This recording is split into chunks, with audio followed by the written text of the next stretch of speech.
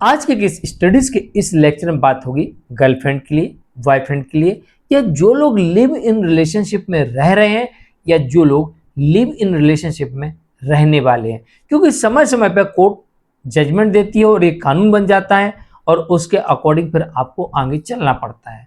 समय पर सरकारें भी कानून बनाती रहती हैं, नियम निकालती रहती हैं और उसके अकॉर्डिंग आपको चलना होता है। लेकिन जानकारी के अभाव में कई बार ऐसा होता है कि आप बुरी तरीके से फंस जाते हैं। जब आपको नियम, कानून या कोर्ट के जजमेंट की जानकारी लगती है तब तक बहुत देर हो चुकी होती है और उस वक्त आप बुरी तरीके से उस मामले में उलझ चुके होते हैं और निकलने का कोई रास्ता आपको नजर नहीं आता और फिर आपको सालों साल कोर्ट के चक्कर काटना पड़ते हैं। तो चलिए आज के इस स्टडीज के इस लेक्चर में आपको सरकार के इस नियम की जानकारी देंगे, साथ ही कोर्ट के द्वारा दिए गए जजमेंटों की जानकारी भी देंगे, खास तौर से उन लोगों के लिए जो लिव इन रिलेशनशिप में रह रहे हैं, रहने की सोच रहे हैं, या फिर उनका अभी गर्लफ्रेंड है या उनका अभी बॉयफ्रेंड है या आगे अपना गर्लफ्रेंड या बॉयफ्रेंड बनाना चाहते हैं। तो ये जानकारी ध्यानपूर्वक समझिएगा। क्या सरकार ने नियम बनाया और न्यायालय किस आधार पर क्या जजमेंट देती है। जय जैनेंद्र, मुकेश जैन। वीडियो को लाइक और शेयर कर दीजिए और इस तरह के जजमेंट्स का पैकेज पाने के लिए जिसमें लगभग आपको 200 जजमेंट्स मिलते हैं या अन्य किसी जानकारी के लिए दिए गए नंबर पर आप हमें संपर्क कर सकते हैं। चलिए शुरुआत करते हैं। दरअसल लिव इन रिलेशनशिप में रहने वाले गर्लफ्रेंड बॉयफ्रेंड को सरकार अब कपल मान रही है और कोर्ट भी कपल मान रही है।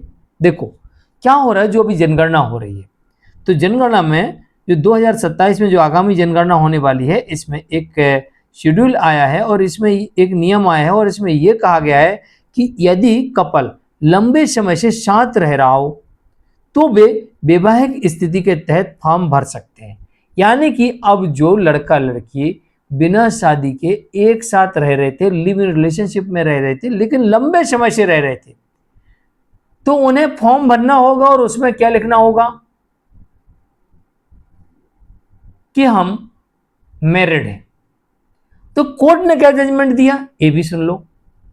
कोर्ट ने भी यही कहा कि अगर एक लड़का और एक लड़की एक लंबे समय से साथ रह रहे थे, पति पत्नी की भूमिका में चल रहे थे, यानी कि आसपास के लोग जो समझ रहे थे वो यही समझ रहे थे कि ये पति पत्नी है, तो फिर वहां पर उन्हें पति पत्नी माना जा सकता है और वहां पर वो लड़की। अब दूसरी परिस्थिति में भी समझ लेते हैं, ऐसा भी जजमेंट देखने को मिलता है जहां पर कोर्ट ये कह रहा है कि वो लिव इन रिलेशनशिप में रह रहे थे लंबे समय से। अब लंबे समय से रह रहे थे, हो सकता है बच्चा भी पैदा हो जाए तो बच्चा भी हो सकता है। तो जहां पर लंबे समय से रह रहे थे वहां पर वैवाहिक स्थिति मानी जा सकती है। या फिर यहां देखो जो जनगणना में तो ये वैवाहिक स्थिति मान रहे हैं, यानी आपको पति पत्नी मान रहे हैं, हालांकि आपकी शादी नहीं हुई लेकिन आप लंबे समय से रह रहे हैं, तो आप यहां पर पति पत्नी हो गए। ये ध्यान रखना कि आप यहां पर पति पत्नी हो गए। अब आप ये नहीं कह सकते कि नहीं साहब हम तो लिविंग में रह रहे थे, हमारी तो कॉन्ट्रैक्ट मैरिज थी, हमने तो दिन के लिए कॉन्ट्रैक्ट किया था, इनके साथ कितना पैसा देंगे, इनके साथ रहेंगे और इसके बाद फिर हम तो लिविंग में रह रहे थे, हम पति पत्नी कहाँ हैं। लेकिन भैया सरकार आपको अब पति पत्नी मान रही, भला ही आपने शादी नहीं की। दूसरी तरफ कोर्ट कह रही कि आप लंबे समय से रह रहे थे तो हम भी पति पत्नी मान सकते हैं, और नहीं भी मानेंगे तो भी वो साथ रहने वाली लड़की ऐसे लड़के के ऊपर उत्पीड़न का केस कर सकती है, जो कि दहेज उत्पीड़न का केस होता है, इसे आप दहेज केस कहते हो, वो उत्पीड़न का केस कर सकती है। यानी कि जो पत्नी केस कर सकती थी अब उसकी गर्लफ्रेंड उसके ऊपर केस कर सकती है। और अगर दूसरी बात करें इस मामले में तो इस लड़की के वो सारे अधिकार होंगे जो एक विवाहित पत्नी के होते हैं। भाई दो अधिकार मिल गए ना उसको, एक मेंटेनेंस लेने का और दूसरा दंडित करवाने का। तो भैया वो वाला केस भी कर सकती है कि जिसमें कि भाई ये मेरा उत्पीड़न किए हैं तो ये जेल जाएगा, ये केस भी कर सकती है। दूसरा ये केस कर सकती है कि मुझे भरण पोषण दिया जाए, तो भरण पोषण भी ले सकती है। अब इसमें पत्नी के बहुत सारे अधिकार होते हैं, वो सभी नहीं मिलते हैं, लेकिन ये 2 अधिकार यहाँ पर मिल जाते। लिव इन रिलेशनशिप से उत्पन्न हुई संतान के भी वही अधिकार होंगे जो एक विवाहित कपल से उत्पन्न संतान के अधिकार होते हैं। यानी कि यहाँ पर शादी करने के बाद बच्चा हुआ तो उसके जो अधिकार होते हैं पिता से लेने के हो ही रहेंगे, उस बच्चे के भी जो लिव इन रिलेशनशिप से उत्पन्न हुआ है। लेकिन यहाँ पर एक और बात कह दी कोर्ट ने कह दी अवैध संबंधों से भी उत्पन्न हुए संतान है तो भी उसके वही अधिकार होंगे।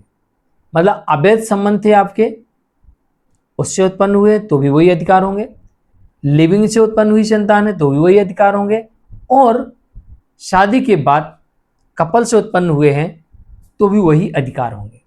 तो ये बात आपको ध्यान रखना कि बच्चे के मामले में वही अधिकार होंगे, लेकिन जहां उस लड़की की बात आती है जो आपके साथ लिविंग में थी, उसकी बात आती है, तो वो आपसे मेंटेनेंस ले सकती है और साथ ही आपको दंडित करवा सकती है, जेल भिजवा सकती है। अब रही बात गर्लफ्रेंड की, तो यहाँ पर गर्लफ्रेंड भी पति के ऊपर हैरासमेंट का या रेप जैसे केस दर्ज करवा सकती है। लेकिन गर्लफ्रेंड होने की वजह से यहाँ पर आपसी सहमति से सब कुछ हुआ है तो फिर जो बॉयफ्रेंड है वो बच सकता है, लेकिन केस दर्ज करवा सकती है। लेकिन जहाँ पर एक लंबे समय से साथ रह रहे हैं लिव इन रिलेशनशिप में, वहाँ पर अब जनगणना में उन्हें वैवाहिक माना जा सकता है, वैवाहिक माना जाएगा।